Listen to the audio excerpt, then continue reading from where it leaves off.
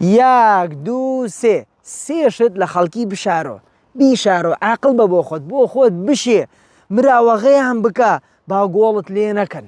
ئیسا باسیەکەم بۆ چییە؟ ئەم قسەی کە باسیەکەم قسەی ئیمامی ابن جۆزیە. پێغەمبەر یعقوب عەلەیهی سەڵات وسەلام کاتی ئامۆژگاری نەبی وڵڵا یوسفی کرد چی پێفەرموو؟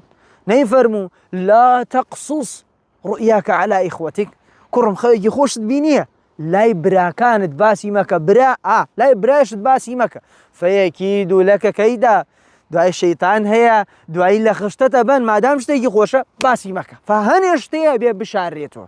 یەکێ لەوانە ذەهەبوک، چیت هەیە لە ماڵە، مەعاشە، ئاڵتونە، مڵکە، ممتەلەکاتە، عاقڵ بە ئەوێ پێت دەرکات چیت هەیە، مەعاشەکە چەندێکە؟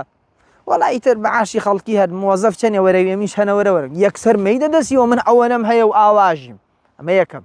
دوو مەذهەبوک، ستایلی ژیانت، بەرنامە چۆنە بینی خۆت و خێزان؟ وەڵای بینمان الحەمدوللا وایە واکەین ئەمەمان هەیە، ئەڕۆین بۆ ئەملا سەفەرەکەین نامچیەک، باسی مەکە، ئەوە ژیانە تایبەتە بە خۆت لە لای خەڵکیە باسی مەکە.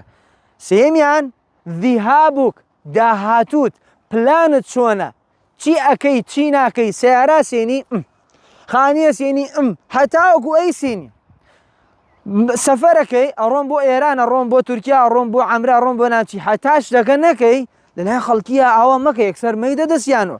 ئەم شتانە بێ بیپارێزی بۆ لەبەرەوەی فەئینە کولە ذی نیعمەتین مەحسوودە، هەموو خاوەن نیعمەتێ پێغەمبەر صلی الله علیه وسلم فەرمێ چی؟ لا کەسێکی هاوبان سەریوە ئیرەی پێبە. بۆ ئەوەی ژیانت، پلانت، داهاتوت تێک نەچێ، بێدەنگ بە بەدەمی خۆت تێکی مەدە، خەڵکی لەسەر ئاگادار مەکەڕەوە. فەیەکیدو لەکە کەیدا